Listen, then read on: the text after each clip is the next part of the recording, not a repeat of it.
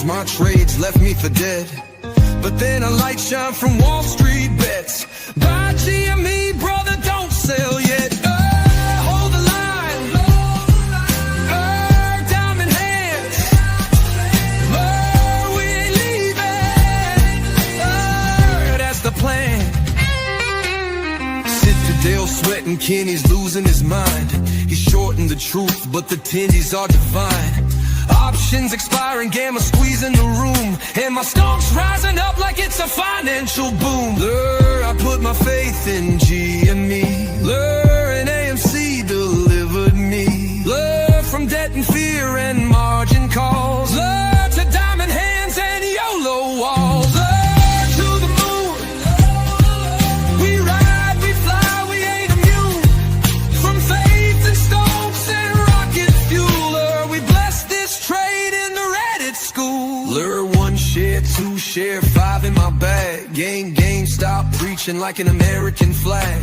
Ex-Citadel crying, hedges in doom, while retail sings in full costume. To the mall, yes we go, with memes and dreams and gamma flow. They tried to short, they tried to shake, but our conviction just won't break.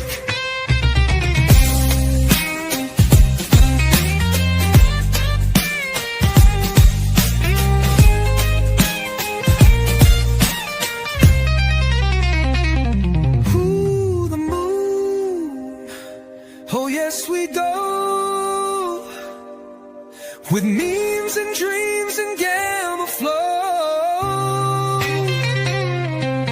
They tried to short, they tried to shake, but our conviction just won't break.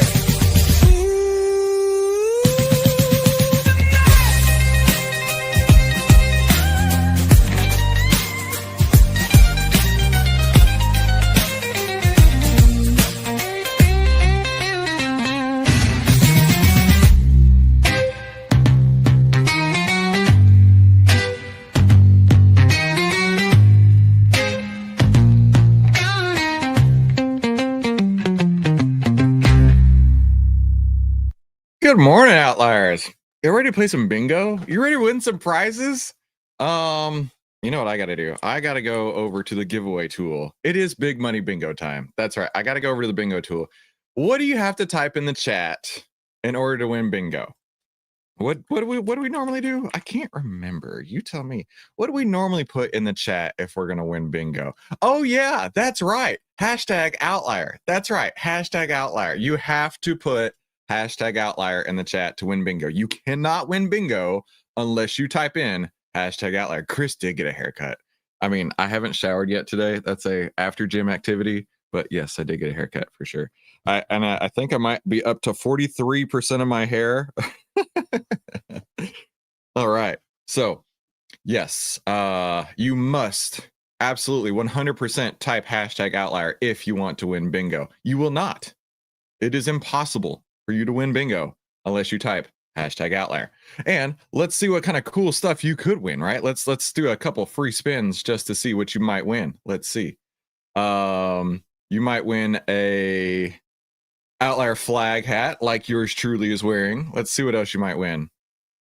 You might win, let's see, you might win today an Outlier University koozie. I have one of those right here in front of me. Come here. Might win an Outlier University koozie. You might win, I'm a big koozie guy. That's why we have so many koozies. You might win even $10 merch credit, which you can actually get all kinds of cool stuff for $10. We have priced everything on our shop to be the absolute lowest price we possibly can. And if you use the code outlier at checkout, it saves you even more. So we try to do cost plus 10%. And it wouldn't let us do that. Fourth Wall would not let us do cost plus 10%. They said there's not enough in case there's refunds. And so we did, okay, we'll do cost plus 20%. They're like, okay, cost plus 20% is fine. But if you use Outlier at checkout, you save 10%. So the net cost to you is cost plus 8%. So you could actually get this sit in cash and don't F up mug for under $10. You could get all the koozies are just a few dollars, like $4 for that one, $4 for that one. And that's why they have random numbers. That's why they're like $10.20, $20.16, $6.06. So anyway, be sure you put hashtag outlier in the chat. Have we had refunds yet? I don't know if we have. We have found that this vendor is awesome. Everything that I've gotten from this vendor has been fantastic, and I'll be getting plenty more. I've got an outlier hoodie on the way. I've got my outlier backpack. I need to get more outlier shirts. I need to get a monkey hammer hoodie. And Mark has some really fun, great ideas. Mark is actually going to hire somebody to come through and like give us a whole amazing looking shop. So I'm excited about that. But Mark has some family priorities that he's going to be taking care of for a while. So we will get even better stuff in our merch shop pretty soon. Kashya just got his monkey hammer trucker hat. How cool is that? Oh, David said there was nowhere to put it at checkout. I don't know, dude. I remember putting it in that checkout. Maybe you just missed it. Who would return such wonderful merch? I agree. We have 3 videos we're gonna watch today for bingo. I mean, we are gonna guarantee at least one bingo, at least one. Maybe a total blackout. If we have a total blackout, it's gonna be nuts. But there's a lot of videos I want to watch today, and they're all decently short. First one was suggested from our Discord. Where's that? Chris's upcoming video ideas. I think Paul Denizen of the Deep sent this over. Let me double check. I think so. Give Paul some credit. Paul, one of the graduates of OVTLYR University, he sent this one. Mark, one of my mentors. I know Mark personally, and he has a 6-minute video about sector rotation. And then another video from the Mint Code, which you guys were super cool. We watched one of his videos before on, which video was it? This one here about market wizards. And you guys really helped him make that video take off. And he was super, super grateful. He sent me a couple of really nice messages since doing that. We have another video of his that we're going to watch. And then we're going to watch this last one here, the trading of psychology, or the psychology of trading, why the best winners are actually losers. This one popped up in my YouTube feed over the weekend. So I want to watch that one with you. I saved it just so I could watch it with you. Legit. Carol Catherine won her first monkey hammer hat. How cool is that? We have 2 intervening videos we're gonna watch for sure. Okay, but like I say, you must. Where's the giveaway at? Here, you must put hashtag outlier in the chat if you want to win. And if you don't want free stuff, if you hate free stuff, type anything else you want in the chat. Anything in the world, right? You could type in Scrooge McDuck, you could type in Batman, you could type in all kinds of stuff, right? You could type in Flintheart Glumgold. That's a deep cut if you know what that's from. You could type in Dr. Evil. You can type in all kinds of stuff if you don't like free things. But if you like free things, if you like to win, you need to put hashtag outlier in the chat. Right, you could type in anything else. You could type in Batman or anything. Exactly. Who hates free stuff? Exactly. All right, y'all ready? Let's get with the first video. So this is coming from my mentor, Mark Minervini. Is a sector rotation on the horizon? So we're going to put that on the left side. I need to put this on the right side. Get it sized correctly. All right. So now I got to hit the hook and we're going to do it. All right. On today's Big Money Bingo, we're going to cover 3 videos. 2 of them are from Mark Minervini, and the last one is trading psychology. So I guarantee we'll be giving away all kinds of fun prizes today. And the only way you're going to win is if you put hashtag outlier in the chat. So let's start with the first one here. Mark Minervini, is a sector rotation on the horizon? There's a couple of things that concern me, and maybe not. Maybe we don't have an overall. By the way, it is rare to see Mark on camera, like ultra rare, and he always wears white shirts. Secular bear market, but certainly some type of rotation, maybe, and that's because.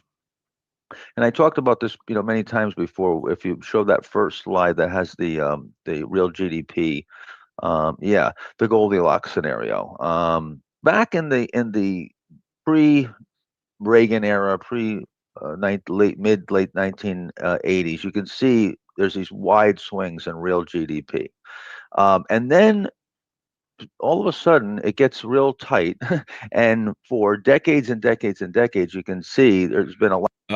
For now, I'm going to expand this. Trying to remember if he says any of these so we can see this better. Lack of inflation and short-lived contractions and pretty tight areas, and you can see that those correspond with bull markets. And that's really the secret to sustaining a bull market, is to keep the growth where it's not too hot, it's not too cold. We've now turned it the Goldilocks economy. We're in that right now. We're in a real sweet spot, and maintaining that is what's important. And so what has changed? Somebody asked me on Twitter recently, is that something that has changed systemically? Is that something that it's methodology? What's changed is the government learned how to flatten the boom and bust cycle and print money, and it started with going off gold standards and things like that. And so far, it's been a good thing. We don't know what the ultimate price is going to be. Probably a depression at some point. But we've been printing money for quite a while. So the disturbance of that is what the institutions are really looking for, as far as if we get too hot, that's inflation, right? Then we've got to engineer a recession, and of course, if we go into recession, that's a contraction. Business isn't good. So right now we're in that sweet spot. We're still in a sweet spot here. The thing that I'm a little concerned about, and I heard maybe a few people, not too many people, talking about this, but in the 70s, Nixon put pressure on the Fed to lower rates to help get reelected, and Nixon won. But inflation doubled, and then it went up again and again until finally it was 14% by 1980. I remember, I think the prime rate was 18%. I was a couple of questions coming from the chat. So, what is a sector rotation? So, sector rotation is what you see when stocks are starting to pull back. And I've told you this before. Does anybody remember? There's two sectors specifically that when the market's looking weak, these sectors start to look really, really strong. Tell me in the chat, because there's two I always like to mention. Like, when they start looking really strong, it's not good for the market. It's not good for the market. There are two of them. Put them in the chat. And then another question from Skinny Buff Guy. I'm assuming this was recorded on September 10th, 2025. At least that's what it looks like to me. One of them is Staples. Yes, one of them is Staples. The other one is not healthcare, not consumable, utilities. Exactly. Staples and utilities. When you start to see staples and utility stocks that are pushing really strong, really high, that is bad. That is a bad thing. That is a huge red flag. Something is not looking right. So there you go. We all learned something today. Pop quiz. Paul G absolutely nailed it, and so did several of you guys, like Rui and Driz over here. Outstanding work. Look at that. I'm so proud of you guys for learning and participating. All right, I don't know how much of our bingo card is going to get filled up by this video, but let's continue on. A kid, but I remember it. I used to go with my mother and sit in lines for gas. So right now, I feel like the Trump situation. I have to tell you a story. Mark told me this story. So for those of you who don't know, Mark Minervini is one of my direct mentors, and I've known him for years and years. And I remember talking to him when he figured out his VCP pattern, and he was telling me the story about when he was selling that pattern to institutions, and he got his first big paycheck, and he was showing it to his mom. And she looked at it and she was like, oh, I'm so proud of you. You made $1,500. And he's like, no, mom, look at it again. And then she looks at it again and she goes, oh, Mark, I'm so proud of you. You made $15,000. That's amazing. And he's like, no, mom, you still haven't read it right. Look at it again. And she's like, oh my God, Mark, you made $150,000. And he's like, yeah, like, this is a big deal. That was a really cool story to me. He mentioned his mom, so I wanted to share that story. Situation is sort of rhyming with that era where there's this pressure on the Fed. Well, Steve, so sector rotation is when we're moving out of other sectors into another, right? When the market's not doing well, we're rotating into staples and utilities. When the market is doing well, it could be rotating into tech stocks, or it could be rotating into industrials, or it could be rotating into communication sectors. Okay, that's what sector rotation means. You got this. It seems like the minute there's any weakness whatsoever, they're talking about lowering rates now, and that may be right. Maybe this a preemptive strike. Maybe we are weakening, and that it. But again, losing independence from the Fed is a risk. And inflation. If you look, inflation is what we really want to avoid. Inflation is a tougher thing, and when you look back, you can see, we print money, we QE, and we can bring the economy back. But the inflation era persisted for a long time, and we just had a spike in inflation from COVID. But I don't see inflation has come down that much, and things are pretty good. I mean, as far as there's still growth, so I don't see this emergency, to cut rates. I know everybody wants. Has anybody found anything on the bingo card yet? Because I mean, granted, Mark's talking about more economic stuff than about trading, so we may not get anything on the bingo card in this video to keep the market going. So I'm concerned about that. And when we take that in connection with, if you show, there's another chart. Bring up the chart about the concentration. Yeah, right now there's out of the 500 S&P 500 stocks. I just want to put this out there. There was one point in time where I said there's 500 stocks in the S&P 500. I got all the trolls came out and they're like, actually, there's 493. Actually, there's 517. Actually, there's shut up. Go jump off a bridge. If this dude who has made infinite amounts of money has said there's 500 stocks in the S&P 500, that doesn't mean it needs to be exactly to the number precisely.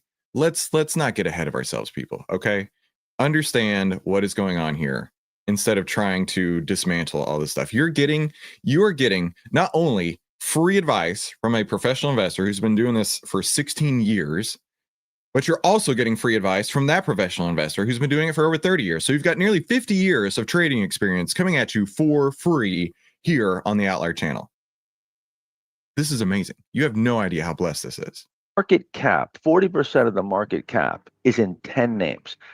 There's 590 companies in the S&P 500. Shut up, Steve. 10 names is controlling, is moving, is responsible for the movement of 40% of a 500 stock index. That's pretty. Hold on. What did he just say? The move 10 names. 10 names is controlling, is moving, is responsible for the movement of 40% of a 500 stock index. That's the market cap weighting that we talk about. Let me go to the S&P 500 map real quick. Right. The 10 biggest names on here is responsible for 40% of the moves, according to Mark.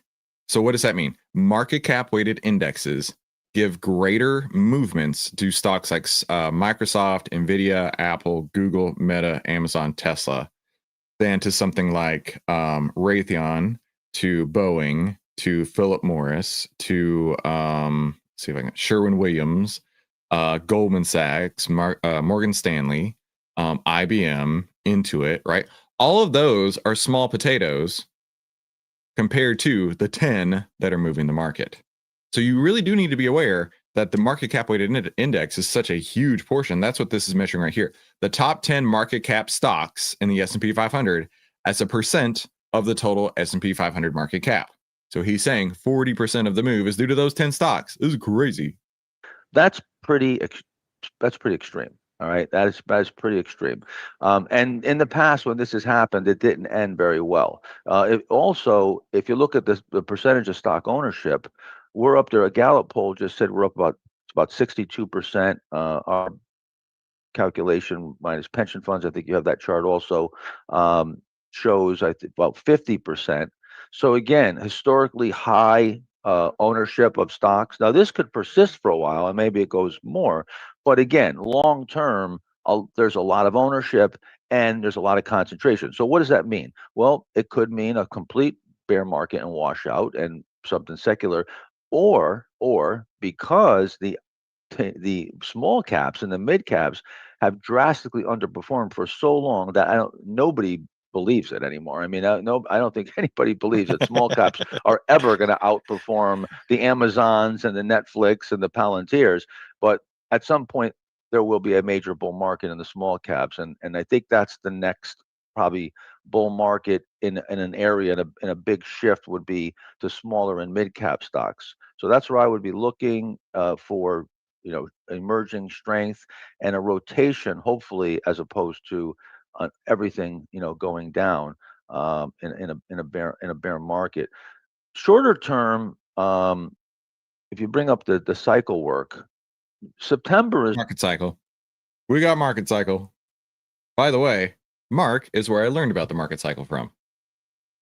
The weakest month of the year. So, but you can see cycle work says we were supposed to be correcting back in July until October through the weakest month. We've kind of gone the opposite direction. If you can see the market's gone up, yeah, and the Dow and the S&P are tracking a little bit better.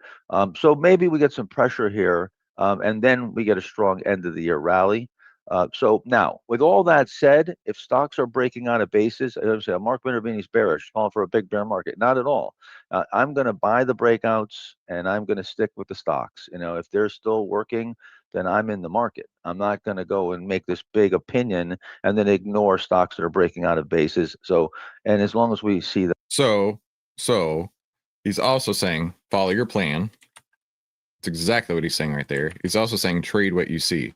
All right, we didn't get the most bingo dots on here, but that's okay because we still have 2 more videos to watch, right? The next one is coming from this channel, the Mint Code, and I need you, hang on, the Mint Code. I want you to go and subscribe, and I want, oh, look at that. There is a comment left by probably the most handsome guy you've seen on YouTube all day, from 10-Minute Trading. I immediately clicked to watch this. Mark is one of my friends and mentors. I'll definitely be sharing this one on my live stream. You rock, dude.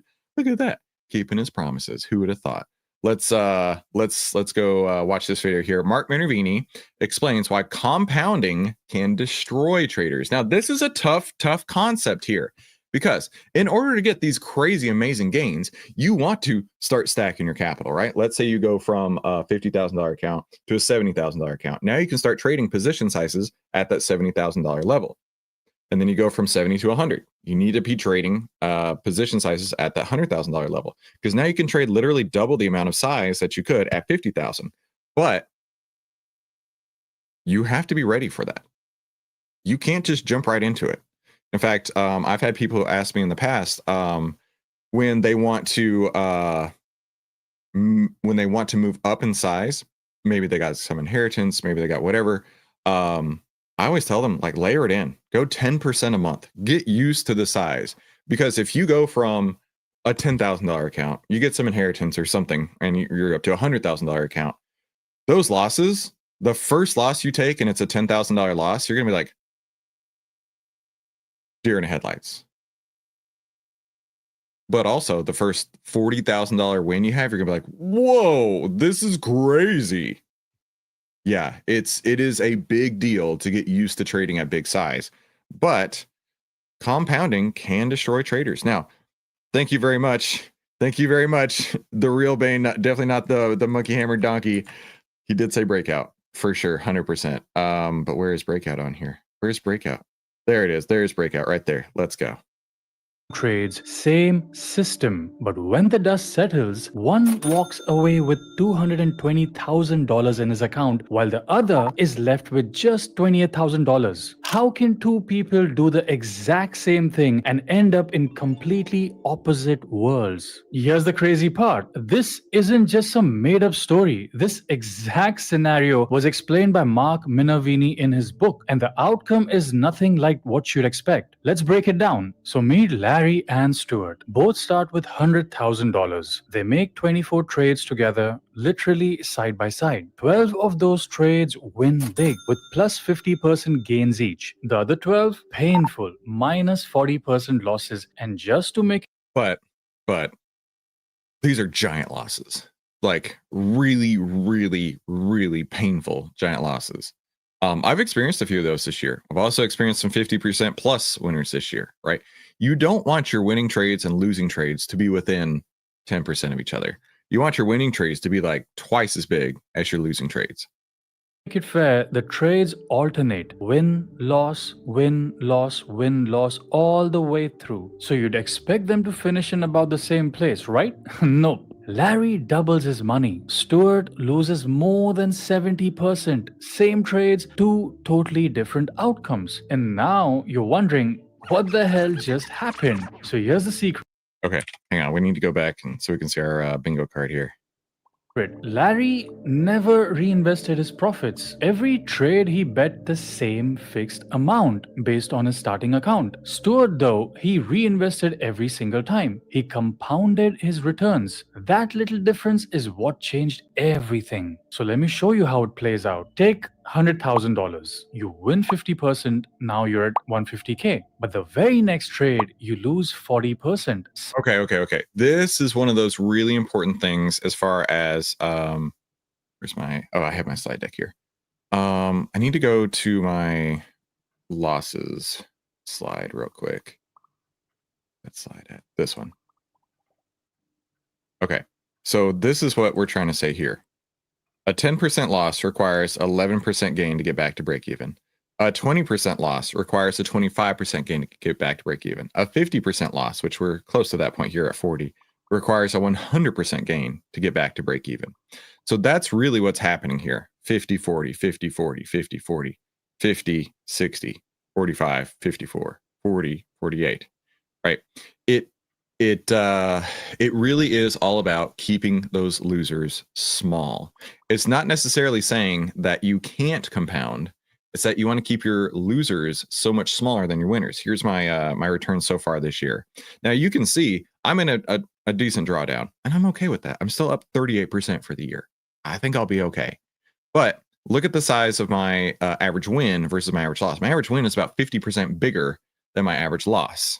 So if we were to plug that into, where's that YouTube video at? If we plug that into here, it would be a completely different outcome, right? This is like 80% difference here. I'm sorry, 80% of 40 to 50% is about 80%. So it's $10,000, 10,000 over 40 gets you 25%. So 25% difference is what we're trying to say here versus 50% bigger. And that's where you need to be looking. You want to make your wins as big as you can and your losses as small as possible, because it really does take a huge gain to get back to break even. Those ads always startle me like, oh, what is this stuff? Suddenly, you're down to 90K. Even though the percentages look equal, you're actually worse off than when you started. Do that cycle 24 times and compounding just grinds the account lower and lower and lower. Meanwhile, Larry's fixed bet size keeps him steady. Boring maybe, but he finishes with 120% profit. And here's the lesson which I got taught by Mr. Minavini. Compounding isn't always your friend. It magnifies everything. If your system is smooth and consistent, compounding will make you rich. But if your system has wild swings and deep drawdowns, compounding can blow up your account. And that's how same traders with same systems end up with completely opposite results. And here's something even more important. If your system has a negative expectancy, meaning we talk about expectancy a lot. Yes, I'll give you consistency, and I'll give you consistency and discipline for sure. Thank you for that one. Alan, thank you for pointing that out. Rob, good to see you. Rob knows what to do. #outlier in the chat. Hang on, what was he saying? Even more important, if your system has a negative expectancy. I am so big on expectancy because that is your average win, your average loss, and your win rate all put together into one final number. You want that number to be as big as possible. And that's where I feel incredibly blessed that we have Scott on our team. Scott, our quant, is helping us, all of the outliers, not just me, come up with a trading plan with the highest expectancy we possibly can. We have plan A nailed down. Now we're working on plan M. And plan M has over 200, this is unbelievable, 200% higher expectancy than plan A. We're not ready to reveal plan M just yet. Scott and I are going to meet literally right after this to work on it. But that's what I'm talking about, right? You want to have a plan in place where your expectancy is just off the charts. If your worst case scenario, we talk about this all the time. When your worst case scenario is that you're wildly profitable, you are doing it right. And to Rick's point, in Vive, you got to journal this to figure out the problem. I agree completely. Journaling your trades will change everything for you.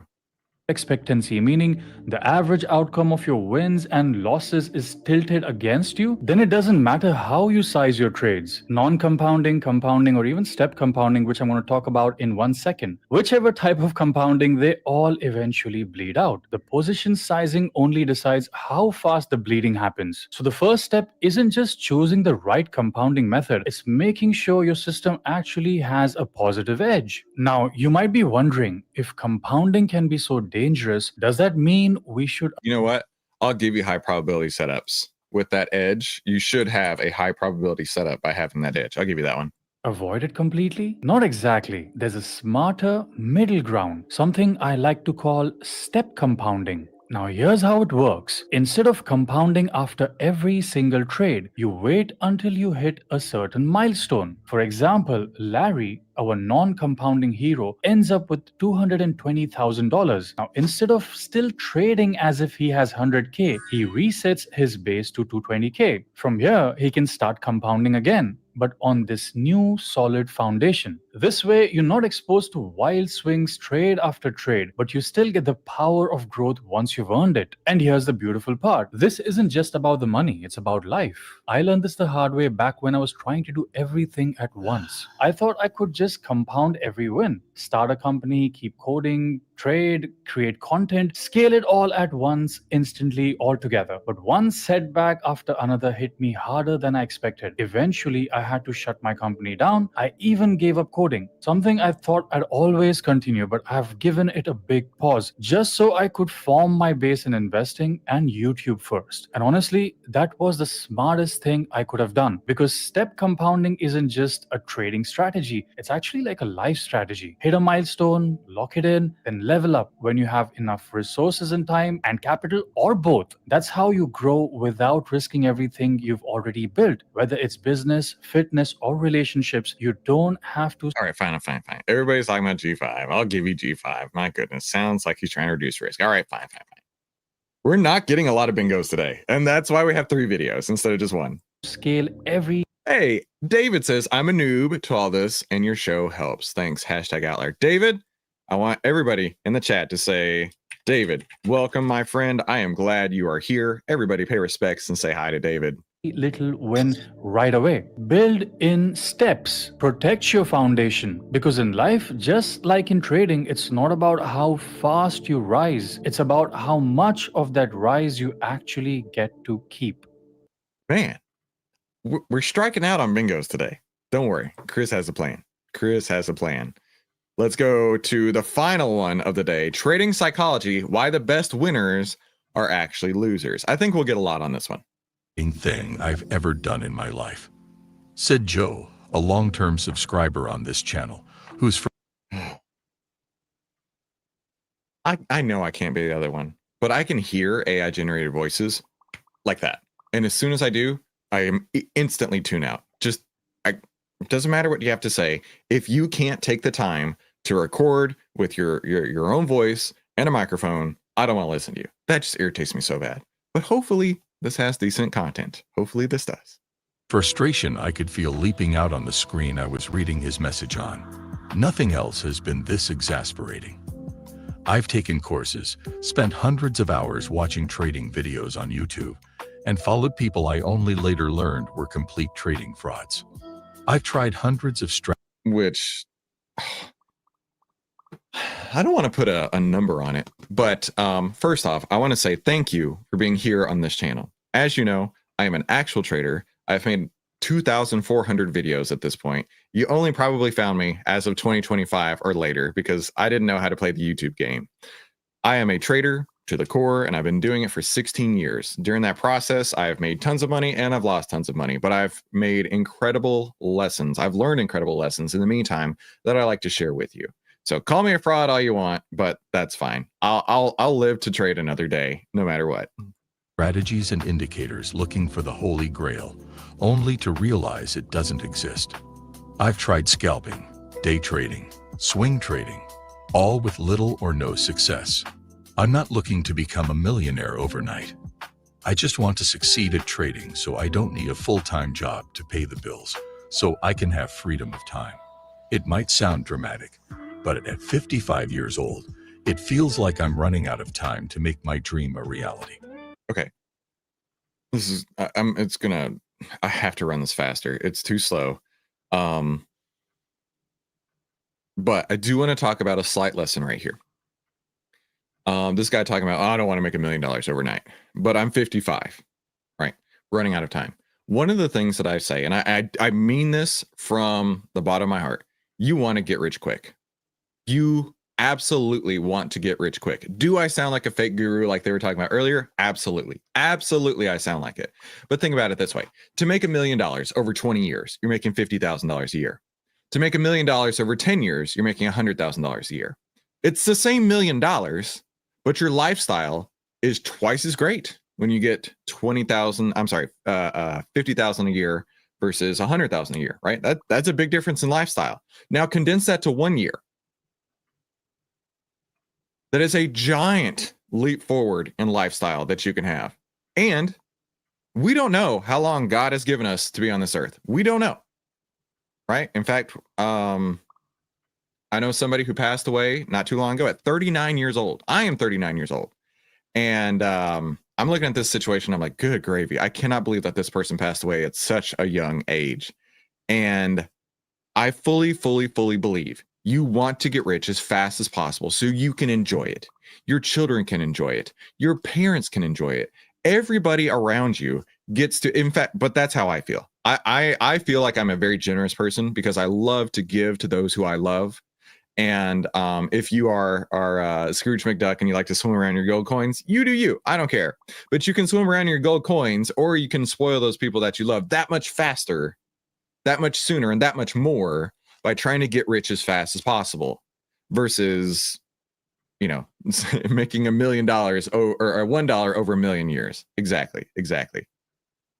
I'm very good at my day job, but I've realized that what makes me successful at work doesn't translate to trading success. I consider myself a pragmatic person, but I just can't figure this trading thing out. Any help or guidance would be greatly appreciated. Frustration, hope, frustration again. Bigger hope, bigger frustration again. This is a common cycle of the typical trading journey. Baron remembers when I was on Benzinga a few years back. Oh, thanks, Baron. Yeah, I've been doing this for a minute, right? And 90% of what I've been saying is the same thing for years because it's timeless, right? Small things have changed along the way, but overall timeless principles always work. That's the great part. All heard the stories of overnight trading success somewhere, but the reality of trading is far less glamorous. Many traders like Joe experience immense frustration on this journey. Many traders like Joe experience immense frustrations. Joe is all kinds of frustrated this morning. They've poured hundreds of hours into learning, chasing strategies, and following trading gurus. Another channel subscriber, we'll call him Mark, wrote to me about how he also wrestled with the question of whether trading was a viable path for him. Mark spent years experimenting with different styles, from Forex to synthetic indices, but consistent profits remained elusive. In his own words, he wrote, "For the first year, I learned about Forex from YouTube and baby pips. In my second year, I transitioned to synthetic indices because I preferred a market not affected by news, and also because it required a small starting capital. I used demo accounts the whole time, but haven't been able to make consistent profit. In my third year, I returned to Forex when I heard of prop firms. Then, I learned a trend strategy from Adam Ku's videos. However..." Okay, I'll give you follow trend. This video is not, I almost feel like this is I might crash out on this video. I might rage quit this. We'll see. But I feel it coming.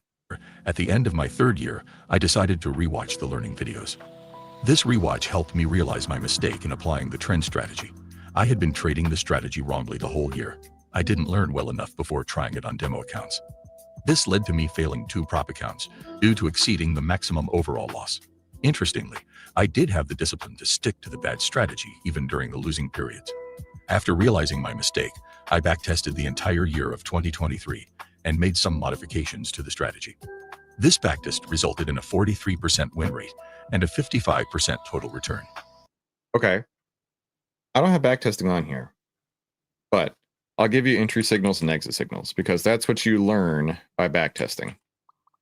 By the way, I love backtesting. Oh my good gravy. I can sit there and I can work on backtesting for hours and hours and hours and hours and hours and hours and hours and hours, and I have the most fun doing it. Other people probably would lose their mind. It has been 2 months since the backtest.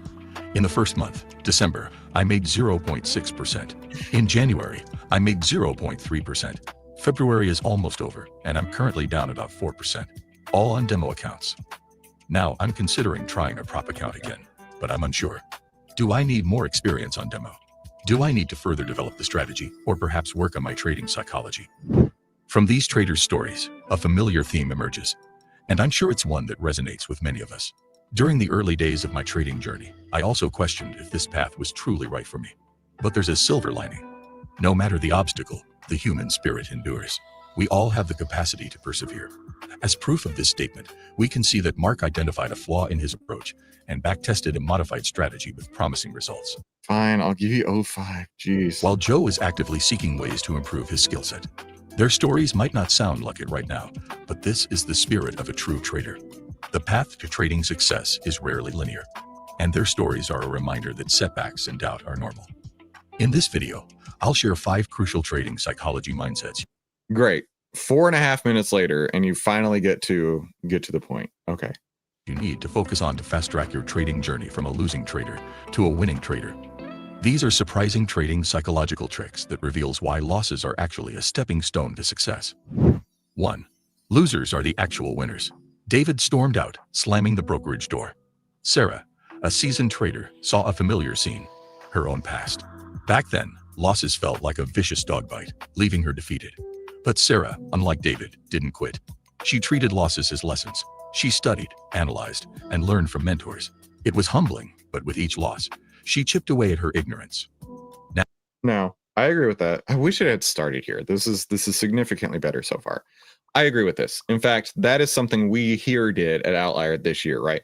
We had a great first half of the year, and then we hit a losing streak, right? And so during that time, we sat in cash, we're not effing up our account, and we took a step back and we said, okay, with all the available data that we have here, where can we find improvements? Where can we find enhancements? And we have found unbelievable enhancements, unbelievable gains, because we backtested, because we had those losing trades that gave us the motivation to look for something new and better. And we have an unbelievable staff that we are all working together with one goal. Our one goal is to make masters of the universe money, right? I know that sounds crazy, but I actually heard that term from Jerry Parker, who is the most like country, relaxed, chill dude ever, one of the original turtle traders. And he said, I want to make masters of the universe money. And I totally agree with him. I also want to make masters of the universe money. And so does Dr. J. By the way, I got those emails. Thanks, Dr. J. And because of that, you have to have a constant learning approach. You can never just sit there and say, okay, I figured it out. Let's do this, right? It's never going to work like that. I5. What do you mean I5, Carol Catherine? Did we haven't said wait in cash yet, have we? I'll give you that one. Architect JJ, Architect Ray has the power. He has the power. That's right. Now Sarah approached David. Losses hurt, she said gently, but they can teach you the most. David scoffed. Easy for you to say. Sarah smiled. Losses are part of the game. The difference is how you handle them. You wouldn't expect to become a chef without burning and messing up a few. Oh, snap. We do have a bingo. I totally missed it. Hang on. I got to get my bullhorn. You know the deal. Ugh. Hey, wait for it. There we go.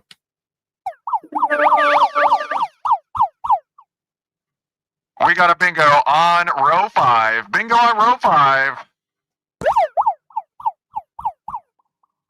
Geez, it took us 3 videos to get to our first bingo today. That is an unusually long time to get there. All right, let's see how many bingos we can get.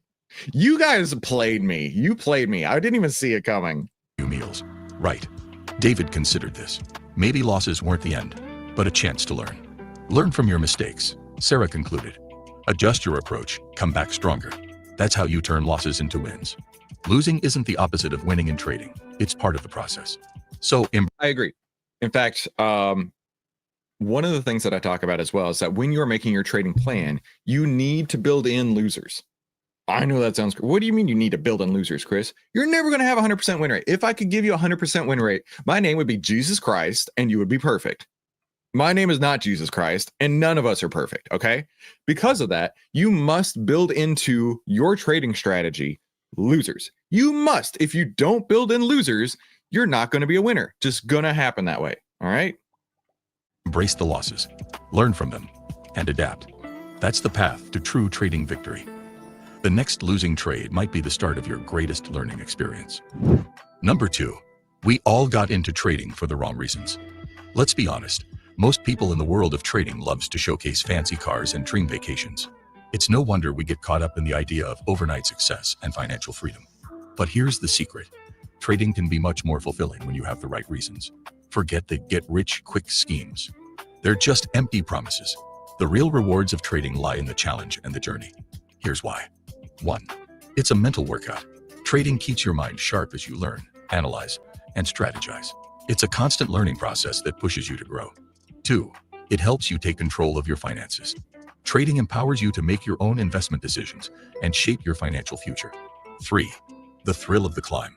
The path to success may not be overnight, but steady progress and continuous learning can be incredibly rewarding. 4. It forces you to find your deeper why. Before you can be successful in trading, the markets exposes who you truly are and forces you to confront your inner demons. So it's advisable that before you jump in again, take a moment to reflect on what truly draws you to trading. Do you do it as a way to get rich quick? Are you truly fascinated by the complexity of the markets? Are you truly fascinated by the idea of developing a valuable skill that will feed you for life? Once you identify your why, you can create a realistic plan and build the discipline needed for long-term success. Remember, consistent effort, a healthy dose of reality, and the right motivations are the keys to unlocking your true trading potential. So ditch the Lamborghini dreams, focus on the journey of learning and growth, and who knows, financial freedom might just follow as a happy consequence. 3. It is more than just trading financial assets. Trading goes far beyond simply buying and selling financial assets. It's a multifaceted journey that hones valuable skills and cultivates a unique mindset. Trading forces you to develop into someone that's more disciplined, more logical, more in control than you were before you started. You'll learn to analyze information objectively. Okay.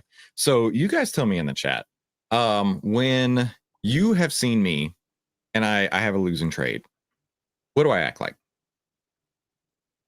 It's a very, and I'm not trying to put myself on a pedestal, not at all, but I do try to lead by example.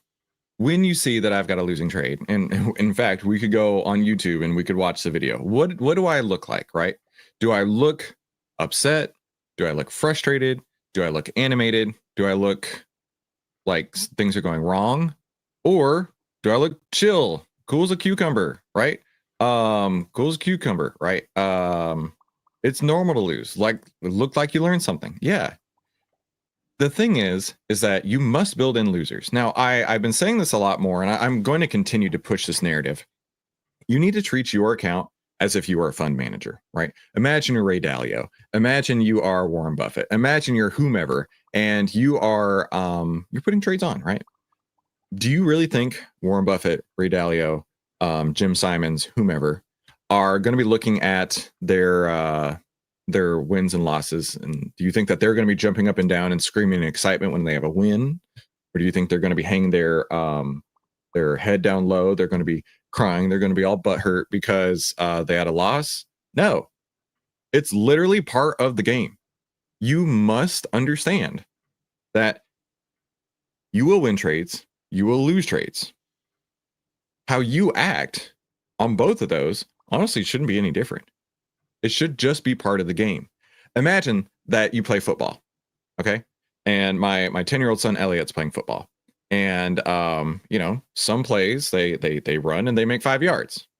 Some plays they get sacked and they lose 5 yards, right? And imagine your favorite sports team.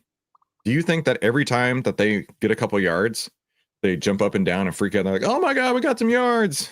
Or anytime that they lose some yards or even get a penalty, they're like, "Oh my God, we lost some yards." No, it's just part of the game. And once you develop that emotional control over, okay, I have a win, okay, I have a loss, okay, neither one is going to make that big of an impact to my life, that will completely change how you act as a trader. Completely change how you act as a trader. And you must be keeping the emotion out of the game. You have to. You have to. Make calculated decisions and stay composed during market fluctuations. These skills translate beautifully to other aspects of life, from business ventures to personal finance management. It's a journey of self-discovery. Trading forces you to confront your strengths. I was angry at the trolls. That's true. I was very angry at the trolls. Chris got his butt hurt because these people just don't understand that losers are part of the game, right? You can still have a 38% gain on the year and have an incredible year. And what's the S&P 500 going to do? That's going to take it like 4 years to get to that point, right? Even though I'm in a drawdown, who cares? I'm still up great for the year. Strengths and weaknesses. You'll learn how you react to losses, how you handle risk, and how patient you can be. This self-awareness is invaluable in any pursuit, helping you identify areas for improvement and build a more resilient mindset. And it is a continuous learning process. The markets are constantly evolving, and successful traders are lifelong learners. You'll be exposed to new strategies, economic data, and market trends. This constant thirst for knowledge will benefit you not only in trading, but also in any field that requires staying ahead of the curve. Number 4, consistency is not spoken about enough. Consistency in trading is a fundamental principle that often gets overshadowed by the allure of quick We've already got consistency. It ain't going to happen. I'm not going to give it to you again. wins and dramatic results. Each successful trade is like laying a brick. You might have a fantastic day and lay down 10 bricks at once when you go on a profitable streak. But if the next day you get discouraged and skip laying any bricks, or worse, tear down a few you already laid when you lose trades based on emotional decisions, your progress will be slow and erratic. Consistent traders are like bricklayers who show up every day and methodically lay their bricks. They might not have explosive growth every day, but over time, their wall steadily rises. They understand that there will be good days and bad days, but their focus remains on following their strategy and managing risk consistently. Let's use an example. Trader A makes 10% profit one day, then loses 5% the next, followed by a 2% gain, only to lose 6% again. This trader lacks consistency and might be making decisions based on emotions or short-term opportunities. Trader B makes a consistent 3% profit every month. Over a year, That's never going to happen, by the way. This is way more realistic. And why do I say that's more realistic? Because we don't know when the market's going to pay us. And I'm going to rage quit this video. I'm not rage quitting. I'm chill. I'm chill. I promise I'll be chill today. We're going to quit this video. But we don't know when the market's going to pay us. Now, I want to use a couple examples from my personal experience. So let me go to my 2024 results real quick. I'll pull this up. And in last year, 2024, Chris made 91.37%. No gains until May. Nothing in June, 12% in July, 30% in August, 7.99 in September, 6.9 in October, and -8 in November. Okay. And you can see how it went for me last year. Now, looking at this, you would say, well, if we zoomed in on this, you'd say, well, why weren't you trading then? What went wrong? In fact, I got a comment one day. I was like, well, what went wrong in November? Nothing went wrong. Follow my plan. Do you not think that 91.37% is good enough? Right? That is how it works. We don't know when we're going to get paid. And for someone to say you need consistency, they are 100% wrong. They don't understand how the game is played. And let's go to my 2025 results so far this year.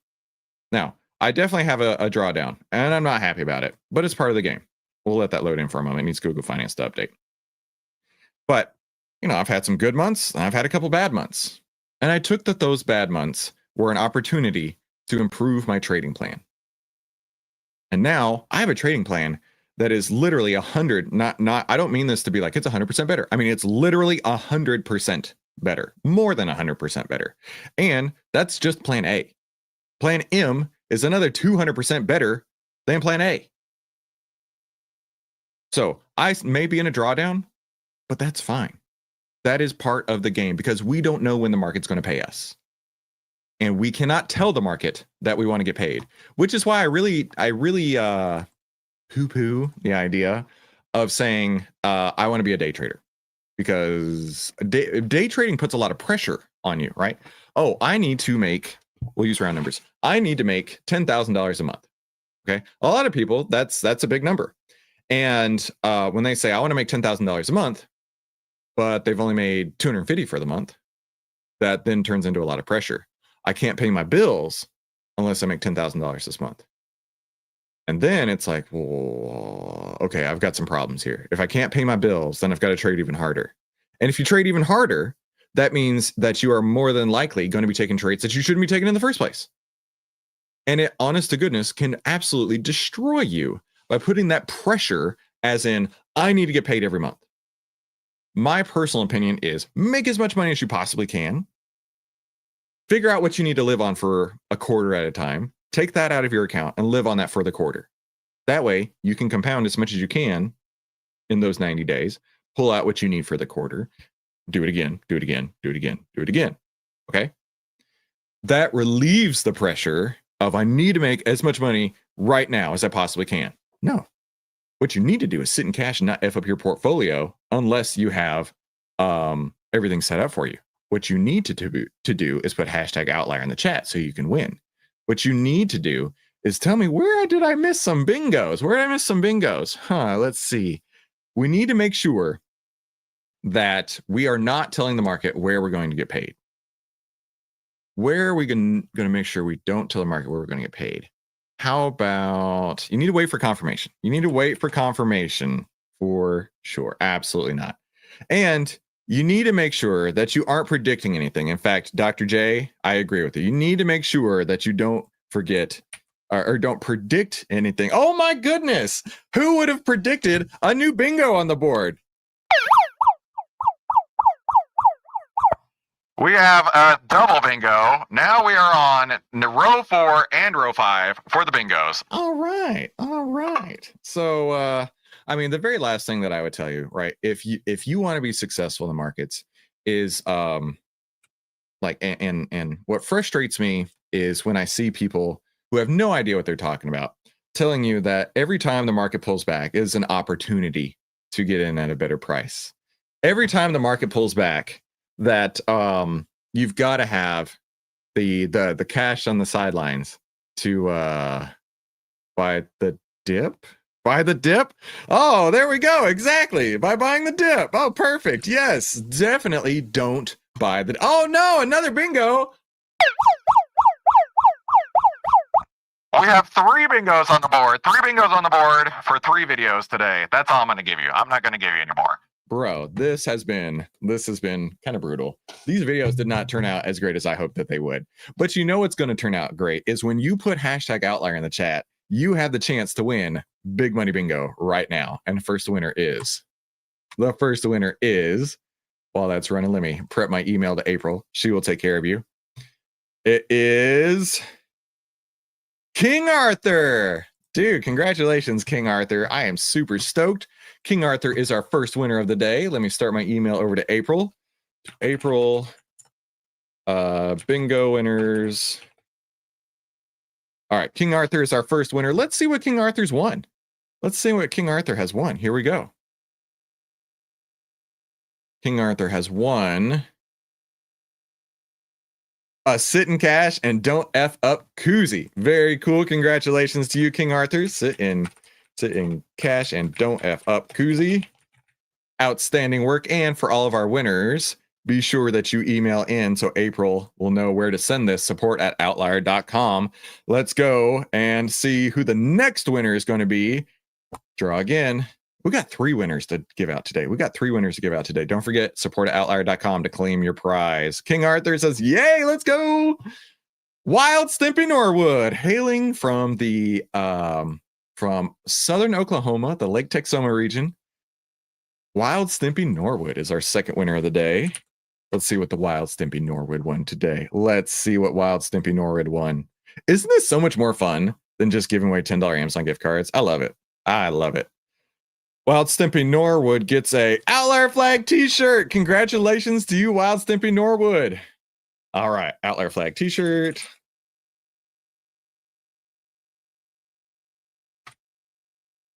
And our third and final winner of the day, be sure that you email in at support@outlier.com. Our third and final winner of the day is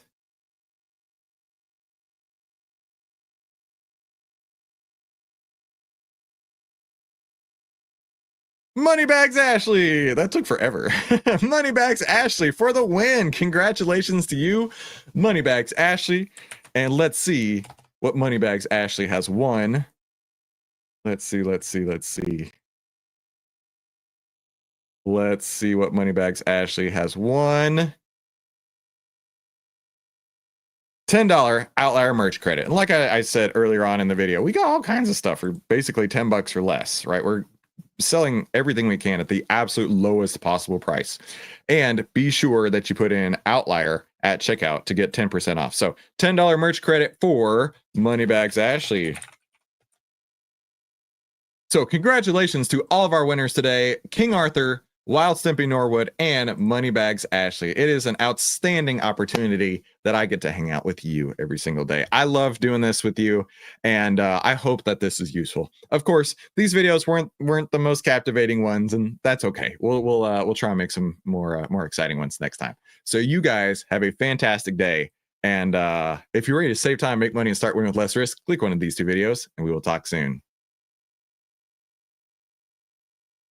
Okay. So Scott has said he does not want to do a video, but that's okay.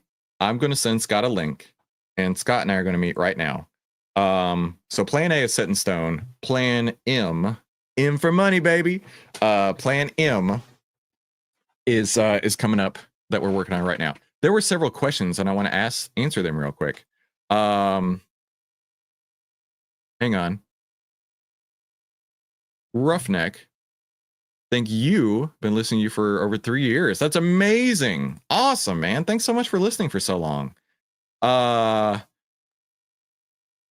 Daniel, I'll go with Mr. Daniel. I don't want to mispronounce it. Do you have a video on how to do backtesting? Yes. If you go to my channel, so the Christopher Yule channel or whatever channel you're watching this on, we have a playlist called OVTLYR University. OVTLYR University, I taught literally everything that I know about trading for free. And there are other YouTubers who claim to trade that'll charge $10,000 a quarter for what we give away for free here on YouTube. So by all means, I would start there. Alu says, I can't find the order block script. It is free. So if you go into TradingView, search for Deep Thought, you should see the Deep Thought script, and your charts will look exactly the same as mine. You can adjust the colors to fit whatever you like. But I saw your question. I wasn't going to let you go. But yeah, go check out the OVTLYR University playlist. Wheeler has a question in regards. By the way, nice profile picture there. Another Texan. I love it. In regards to order blocks, the new plan need to be 120 days. So they can count for order blocks with fewer days, but have multiple order blocks stacked. That's a good question. I don't know if we looked at stacked order blocks, but what we found is order blocks that are 120 calendar days, not trading candles, calendar days or longer, are significant resistance or support. And because of that, they really do not need to be missed. But anything less than that, honestly, you can kind of disregard. You are welcome, my friend. I'm glad you're here. And that person used prop cats. Yeah. Oh, I see what you're saying. What if we have an avatar for Scott? That would be awesome. That'd be awesome. So anyway, I'm going to go meet with Scott. We're going to go figure out some more on plan M. I'm very excited about having a plan A and a plan M. I don't know about plan B. Plan B was more on active signals. Plan A is on active signals. Who would have thought? Plan A, active signals. Plan M is on swing signals. And Scott came up with plan M because he's like, this is the plan for money. Oh my goodness. The profitability on plan M is literally 200% more on expectancy than plan A. And plan A was already great. So this is going to be bonkers. So I'm going to meet with Scott right now. Talk to you guys later. There's a man with a model, numbers on his mind, testing all the markets, finding truth he can find. Signals in the data, patterns in the graph. No one does it better than the quant Scott Raff. Oh, Scott Raff, he's good at math, walking down that backtest path, sharing charts that make us laugh. Raise a glass to Scott Raff. Day by day he crunches, running through the code, simulating futures, profits start to load. Every trade he's testing, cutting losses in half. Victory is certain with the skills of Raff. Oh, Scott Raff, he's good at math, walking down that backtest path, sharing charts that make us laugh. Raise a glass to Scott Raff. From candlesticks to moving means, he's chasing all those market dreams. Order blocks and signals flash, he turns the chaos into cash. Scott Raff, yeah, he's good at math, lighting up that quant's warpath.